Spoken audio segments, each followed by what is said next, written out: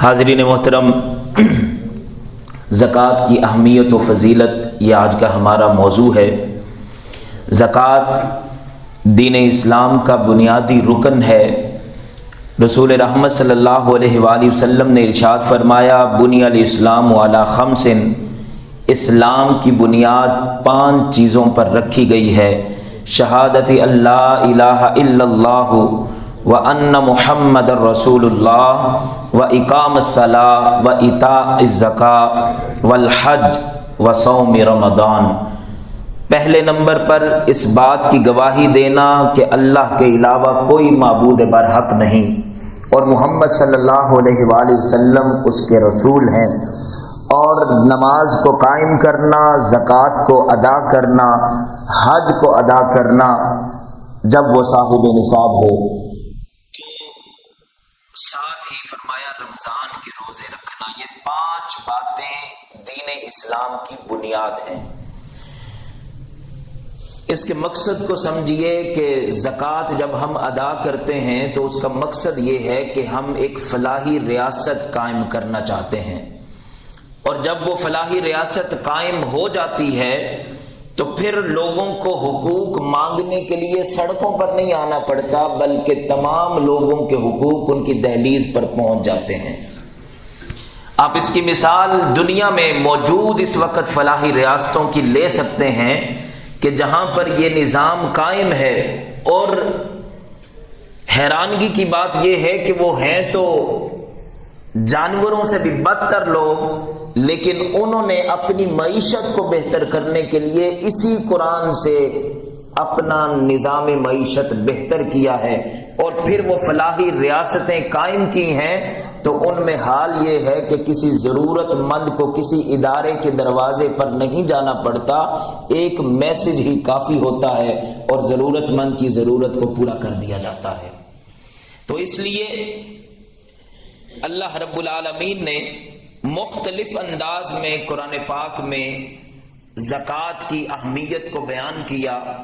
ایک جملے میں اگر سمجھنا چاہیں تو یہ سمجھیے کہ 82 مقامات ایسے ہیں قرآن پاک میں کہ اللہ نے نماز کے ساتھ زکوٰۃ ادا کرنے کا حکم ارشاد فرمایا ہے، اور پھر مختلف انداز اپنائے۔ سورہ تغابن میں ارشاد فرمایا، ان تقرضوا اللہ قرضا حسنا فیضاعفہ، فرمایا کہ تم اللہ کو قرض حسنہ دو اور اچھے انداز میں دو، وہ رب تم سے وعدہ کرتا ہے کہ تمہیں 2 گنا کر کے واپس لوٹائے گا۔ اور پھر قرآن پاک میں جگہ جگہ ترغیب دلائی گئی کہ تم نے زکوٰۃ ادا کی تو اللہ تمہارے ایمان کو مکمل فرما دے گا۔ فرمایا فَإِن تَابُوا وَأَقَامُوا الصَّلَاةَ وَآتَوُا الزَّكَاةَ فَإِخْوَانُكُمْ فِي الدِّينِ، سورہ توبہ آیت نمبر 11۔ فرمایا کہ تم اگر چاہتے ہو کہ تمہاری توبہ قبول ہو جائے، حقیقی معنوں میں تم مومن بننا چاہتے ہو، تو پھر نماز کو قائم کرو، زکوٰۃ ادا کرو، وہ اللہ کی بارگاہ میں یہ عمل قبول ہوگا، تمہاری توبہ بھی قبول ہوگی، تمہارا دینی بھائی چارہ بھی فروغ پائے گا۔ ایمان کی لذت اگر آپ حاصل کرنا چاہتے ہیں تو ایک حدیث مبارکہ میں حضرت عبداللہ بن معاویہ رضی اللہ تعالیٰ عنہ روایت کرتے ہیں کہ رسول رحمت صلی اللہ علیہ وآلہ وسلم نے ارشاد فرمایا کہ 3 کام ایسے ہیں کہ اگر تم کر لو گے تو ایمان کے ذائقے کو چکھ لو گے۔ نمبر 1 فرمایا، تم اس رب کی عبادت کرو جو وحدہ لا شریک ہے، اس عقیدے کے ساتھ کہ اس کے ساتھ کسی کو شریک نہ ٹھہراؤ، وہ معبود برحق ہے۔ فرمایا اور خوش دلی کے ساتھ اپنے مال کی زکوٰۃ دو، گویا یہ عمل تم کر لو، اللہ تمہیں ایمان کی لذت عطا فرما دے گا۔ اور پھر دنیا میں بھی اور آخرت میں بھی اگر آپ چاہتے ہیں کہ آپ پرسکون ہو جائیں، آپ کو اطمینان نصیب ہو جائے، نہ دنیا کا خوف باقی رہے، نہ آخرت کا کوئی غم باقی رہے، تو فرمایا جو آیا کریمہ آج ہم نے تلاوت کی سورہ بقرہ آیت نمبر 277، فرمایا گیا ان الذین آمنوا وعملوا الصالحات واقاموا الصلاة وآتوا الزکاة لهم اجرهم عند ربهم ولا خوف علیہم ولا هم يحزنون، یقیناً جو لوگ ایمان لائے اور نیک عمل کیے، نماز قائم کی، زکوٰۃ ادا کی، ان کے لیے ان کے رب کے ہاں ان کے لیے بہترین اجر موجود ہے، اور پھر انہیں نہ کوئی خوف ہوگا نہ کوئی غم ہوگا۔ خوف موجودہ صورتحال کا ہوتا ہے اور غم مستقبل کا ہوتا ہے۔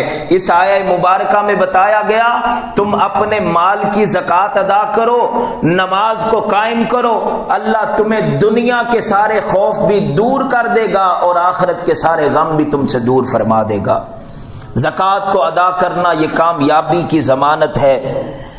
اللہ رب العزت نے ارشاد فرمایا سورہ لقمان آیت نمبر 4 اور 5 میں، فرمایا الذین یقیمون الصلاۃ ویؤتون الزکاۃ وہم بالآخرۃ ہم یوقنون اولئک علی ھدی من ربہم واولئک ھم المفلحون، جو لوگ نماز کو قائم کرتے ہیں، زکوٰۃ ادا کرتے ہیں اور آخرت پر یقین رکھتے ہیں، فرمایا گیا یہی وہ لوگ ہیں جو رب کی طرف سے ہدایت پر بھی ہیں اور یہی لوگ کامیاب بھی ہیں۔ یعنی مال کی زکوٰۃ ادا کرنے والا وہ کامیابی کی سیڑھی پر چڑھ جاتا ہے۔ اور ایک بڑی پیاری حدیث مبارکہ، ایمان افروز حدیث مبارکہ، ایک دیہاتی آئے، سادہ بندہ حضور کی بارگاہ میں، اور آ کے عرض کرتا ہے یا رسول اللہ میں کامیاب ہونا چاہتا ہوں، مجھے وہ عمل بتائیے کہ میں جنت میں داخل ہو جاؤں۔ اب دیکھیے ذرا انداز بڑا پیارا ہے اس حدیث مبارکہ کا۔ فرمایا گیا تم کامیاب ہونا چاہتے ہو تو پھر سنو، عبادت کرنا اللہ کی، اس کے ساتھ کسی کو شریک مت ٹھہرانا، اور فرض نماز کو قائم کرنا، فرض زکوٰۃ ادا کرنا، اور ماہ رمضان کے روزے رکھنا، اللہ تمہیں کامیابی عطا فرما دے گا۔ وہ دیہاتی چلا گیا اور یہ جملہ کہہ کر گیا یا رسول اللہ کی عزت کی قسم جس کے قبضہ قدرت میں میری جان ہے، میں جو اعمال آپ نے بتائے ہیں میں اس سے زیادہ نہیں کروں گا۔ جب یہ اس نے کہا تو حضور نے پھر فرمایا من سرہ ان ینظر الی رجل الی اہل الجنہ فلینظر الی ھذا، فرمایا جس کسی کی خواہش ہو نا جنتی دیکھنا چاہے تو وہ اس شخص کو دیکھ لے۔ یہ حضور نے ترغیب دلائی ہے کہ تم نے فرائض کو اہمیت دینی ہے، لیکن آج ہم جس دور میں موجود ہیں یہاں فرائض کو چھوڑا جا رہا ہے، نفلی کام بڑھ چڑھ کے کیے جا رہے ہیں، نوافل کو اہمیت دی جا رہی ہے۔ ہزاروں لوگ جمع ہو جاتے ہیں نماز جنازہ ادا کرنے کے لیے، فرض کفایہ ہے، لیکن اس فرض کفایہ کو ادا کرنے کے لیے نماز ظہر کے ساتھ رکھا گیا تھا جنازہ، اس نماز ظہر ادا کرنے کے لیے لوگ مسجد میں نہیں آتے۔ اتنی غفلت، میں کہتا ہوں آج بھی اگر بچوں کو آپ نمازی بنانا چاہتے ہیں تو پھر انہیں کہیے کہ فرض ادا کرو، جب وہ فرض ادا کریں گے خوش دلی کے ساتھ تو نوافل کی محبت خود بخود ان کے دل میں آ جائے گی، سنتوں کی محبت خود بخود پیدا ہو جائے گی۔ لوگوں کو دور نہ بھگائیں دین سے بلکہ قریب کریں اور فرض کی اہمیت کو جانیے۔ اور اللہ کے نبی نے گارنٹی دی ہے کہ فرمایا کہ صدقہ کرو تمہارے مال میں کمی نہیں ہوگی۔ 3 باتوں کی گارنٹی اللہ کے نبی دے رہے ہیں اس حدیث مبارکہ میں۔ حضرت ابو ہریرہ روایت کرتے ہیں رسول اللہ صلی اللہ علیہ وآلہ وسلم نے ارشاد فرمایا کہ صدقہ کرو تمہارا مال کم نہیں ہوگا، تم اللہ کے لیے لوگوں کو معاف کرنا شروع کر دو، اللہ تمہاری عزت کو بڑھا دے گا، اور پھر فرمایا تم اللہ کی بارگاہ میں جتنا جھکتے چلے جاؤ گے اللہ تمہیں اتنا بلند کرتا چلا جائے گا۔ یہ گارنٹی ہے میرے نبی کی۔ اور پھر ایک اور حدیث مبارکہ، میں زیادہ اپنی باتیں نہیں کر رہا، میں حضور کا فرمان آپ تک پہنچا رہا ہوں، میں قرآن کی باتیں زیادہ سے زیادہ آپ تک پہنچانا چاہتا ہوں۔ فرمایا کہ مال بسا اوقات شر لے کر آتا ہے، مصیبتیں لے کر آتا ہے۔ قرآن نے بھی کہا انما اموالکم و اولادکم فتنہ، کہ مال اور اولاد فتنہ ہیں، لیکن مال میں سے زکوٰۃ نکال دو فتنہ دور ہو جائے گا، اولاد کی تربیت قرآن کے مطابق کر دو پھر بھی فتنہ ختم ہو جائے گا۔ مال اور اولاد جو تم اس ارادے کے ساتھ تم خرچ کرو گے اور اولاد کی تربیت کرو گے، یہ دونوں چیزیں تمہارے لیے صدقہ جاریہ بن جائیں۔ اس لیے امام الانبیاء صلی اللہ علیہ وآلہ وسلم نے فرمایا کہ تم صدقہ کرو، یہ تمہیں دنیا میں بھی سکون دے گا، آخرت میں بھی تمہاری پریشانیوں کو ختم فرمائے گا۔ فرمایا بلا شبہ صدقہ پروردگار کے غضب کو ختم کر دیتا ہے، اور روز قیامت بھی یہ صدقہ تمہارے لیے سائبان بن جائے گا۔ جب کوئی سایہ نہ ہوگا، یہ جو تم نے مال اللہ کی رضا کے لیے خرچ کیا ہوگا وہ صدقہ تمہارے لیے سائبان بن جائے گا، وہ تمہارے لیے سکون کا سبب ہوگا۔ اب یہ اسلام کا مزاج ہے کہ جس چیز کی اہمیت بہت زیادہ ہوتی ہے اس چیز کے جب ہم اس کو انجام نہیں دیتے تو اس کے خلاف وعیدیں بھی بڑی سخت ہوتی ہیں۔ نبی کریم صلی اللہ علیہ وآلہ وسلم نے ارشاد فرمایا کہ تم جب زکوٰۃ ادا نہیں کرتے تو قیامت کے دن آگ تمہیں آ لپیٹے گی۔ قرآن پاک میں ارشاد فرمایا گیا والذین یکنزون الذھب والفضۃ، جو لوگ اپنے سونے اور چاندی کو جمع کرتے ہیں، مال کو خرچ نہیں کرتے، فرمایا انہیں خبر دے دو اللہ نے ان کے لیے دردناک عذاب تیار کر رکھا ہے۔ یہ سوچ ہے قارونی کہ جب اللہ نے اس کو مال دیا تھا، جب اس کو کہا گیا کہ تم زکوٰۃ دو تو وہ کہنے لگا، حساب کتاب کرنے لگا کہ بھئی اتنے پرسنٹ نکل جائے گا، تو اس نے انکار کیا۔ تو جو اللہ کے احکامات کا انکار کرتا ہے پھر اللہ نے اس کے مال سمیت اسے زمین بوس کر دیا تھا۔ یہ انجام تھا اس کا جس نے زکوٰۃ ادا کرنے سے انکار کیا تھا۔ جب ہم زکوٰۃ ادا نہیں کرتے تو پھر کیا ہوتا ہے؟ حدیث پاک میں آتا ہے کہ جو قوم زکوٰۃ کا انکار کرتی ہے اللہ تعالیٰ اسے بھوک اور قحط سالی میں مبتلا کر دیتا ہے۔ موجودہ حالات آپ کے سامنے ہیں، میں زیادہ تجزیہ نہیں کروں گا۔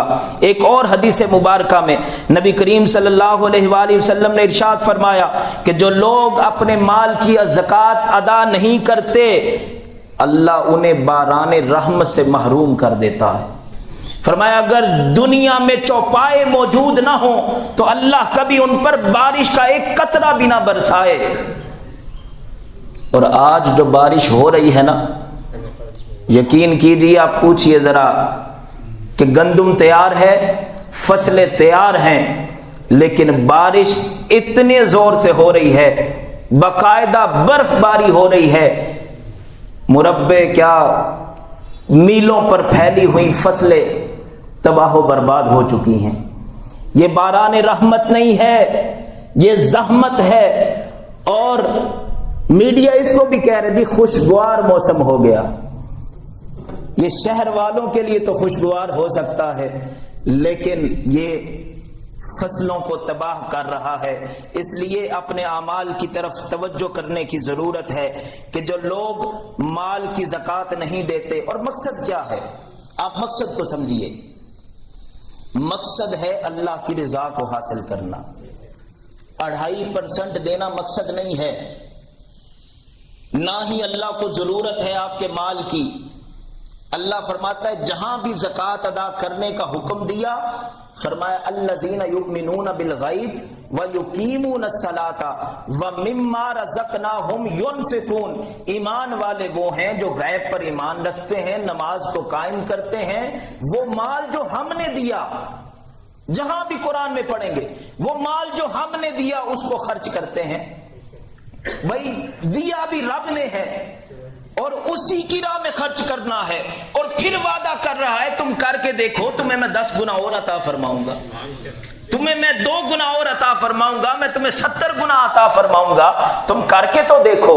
صحابہ اللہ اکبر، وہ ایمان کے اس لیول پر تھے کہ ان کو اللہ کے وعدے اپنی آنکھوں کے سامنے نظر آتے تھے، وہ مقصد سمجھ چکے تھے۔ میں ایک مثال دیتا ہوں غزوہ تبوک کی، اور اس میں 3 لوگوں کی مثال ہے وہ عظیم صحابہ کی کہ جنہوں نے اللہ کی رضا کے لیے عمل کیا، پھر اللہ نے انہیں کیا اجر عطا فرمایا۔ ایک طرف جناب سیدنا عثمان غنی ہیں رضی اللہ تعالی عنہ، 10,000 فوجیوں کا سارا سامان بھی دیا، پوری کٹ تیار کر کے دی، اور 300 درہم مزید دیے۔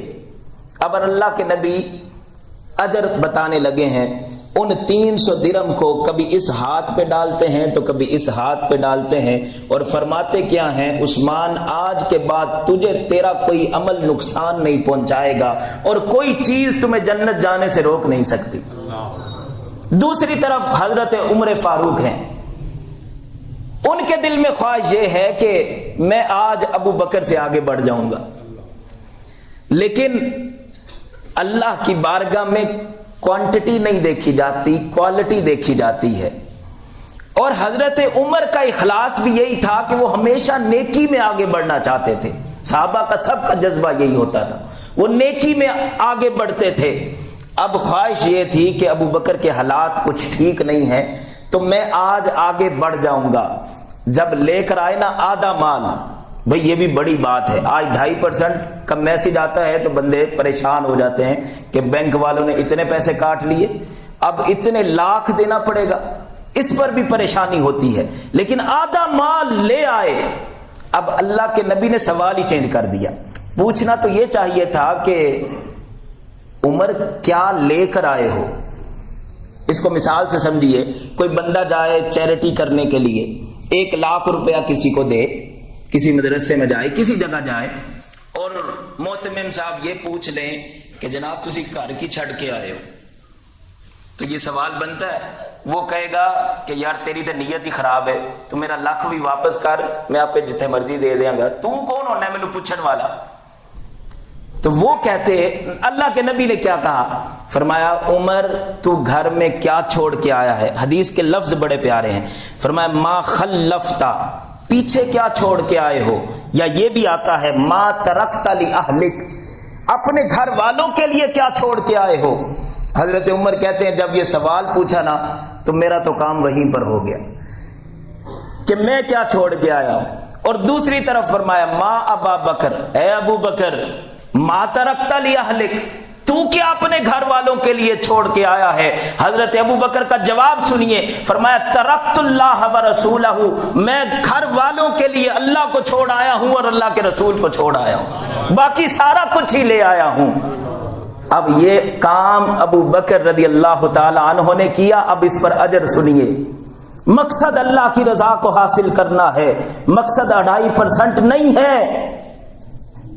پھر اللہ کے رسول اجر بیان کرنے لگے، جبریل امین آ گئے، ٹاٹ کا لباس پہنا ہوا ہے، جبریل خیر ہے آج ٹاٹ کا لباس پہن کر، فرمایا اللہ کو ابو بکر کا جو عمل ہے وہ بڑا پسند آیا ہے، اللہ نے حکم دیا ہے فرشتوں نورانی لباس اتارو، آج میرے ابو بکر نے سب کچھ میرے نبی کے قدموں پر قربان کر دیا ہے، اور خود ٹاٹ کا لباس پہن کر آ گیا ہے، تم بھی وہی لباس پہنو جو میرے ابو بکر نے پہنا ہے۔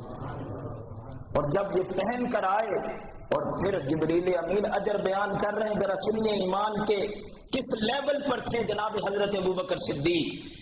فرمایا کہ یا رسول اللہ صلی اللہ علیہ وآلہ وسلم، ابو بکر سے پوچھئے اپنے رب سے راضی ہے اس حال میں، اللہ ان کو سلام بھی بھیج رہا ہے، اور ان سے پوچھئے۔ جب یہ سنا تو حضرت ابو بکر کی آنکھوں میں آنسو آ گئے، عرض کرنے لگے انا رب رادن، انا رب رادن، انا رب رادن، یا رسول اللہ میں اپنے رب سے بڑا راضی ہوں۔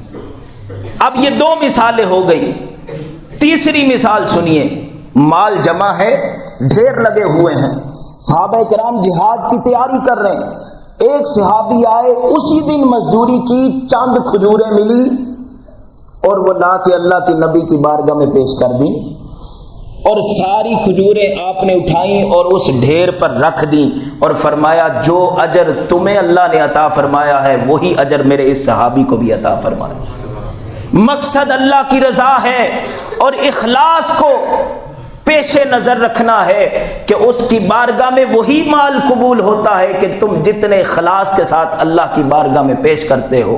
دوسرا مقصد، اور آخری بات کی طرف بڑھتے ہیں، دوسرا مقصد یہ ہے، حکم آیا کہ زکوٰۃ دو۔ کس کو دیں؟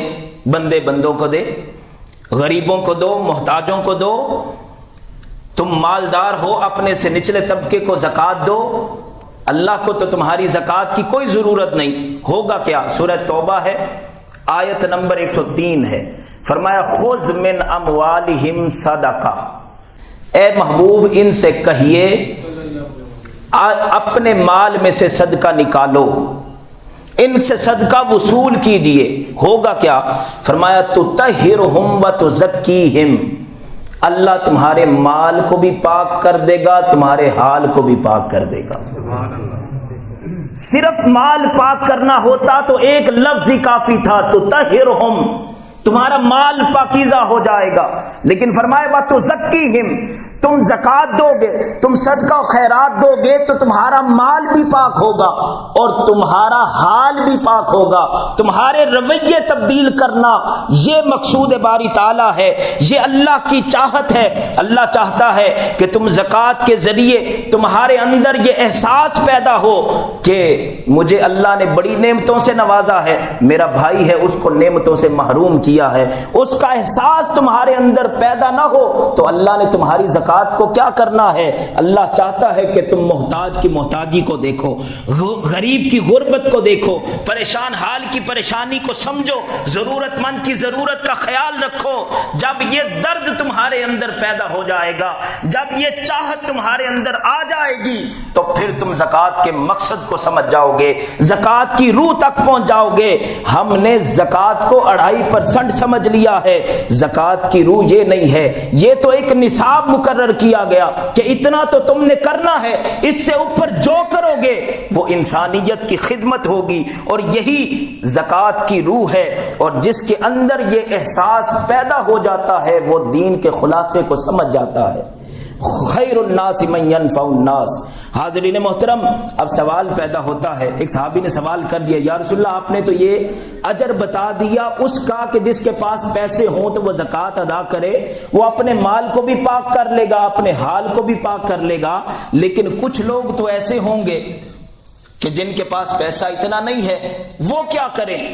اب سوال سنیے اور پھر جواب سنیے۔ حضور صلی اللہ علیہ وآلہ وسلم نے فرمایا کہ تم نے سوال کیا ہے کہ میں غریب ہوں، میں زکوٰۃ ادا نہیں کر سکتا، فرمایا تبسمک فی وجہ اخیک صدقہ، فرمایا تم اپنے بھائی کو مسکرا کے مل لو، یہ بہترین صدقہ ہے۔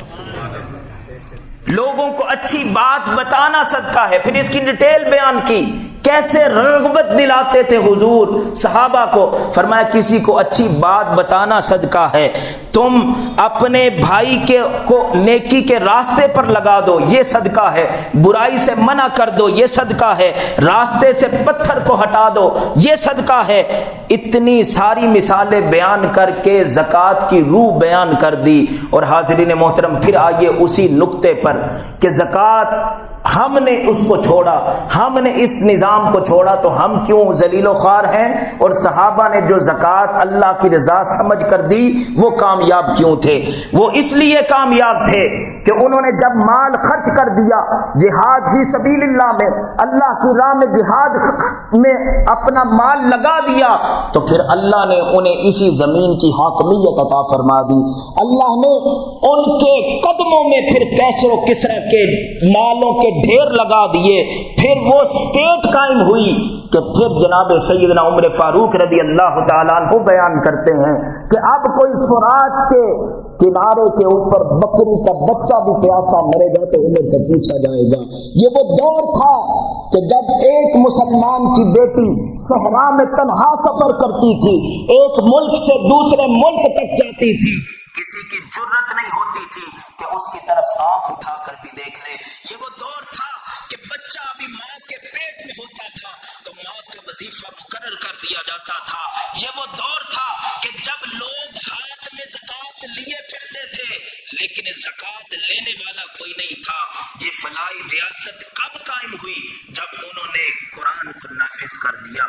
اور آج ہم قرآن کو نافذ نہیں کر رہے، قرآن سے دور ہیں، تو اسی لیے اپنے کروڑوں کے محلات میں بیٹھے ہوئے بھی ہمیں سیکورٹی کیمروں کی بھی ضرورت پڑتی ہے، ہمیں خیردار کاروں کی بھی ضرورت پڑتی ہے، الیکٹرک بار کی بھی ضرورت پڑتی ہے، حالانکہ ہم اس سیکورٹی اللہ اکبر اس رب کو ماننے والے ہیں کہ جس کی آنکھ کا کیمرہ اتنی پاور رکھتا ہے کہ فرمایا لا تاخذہ سنۃ ولا نوم، تم اس رب کے ماننے والے ہو کہ جس کو نہ اونگ آتی ہے نہ نیند آتی ہے۔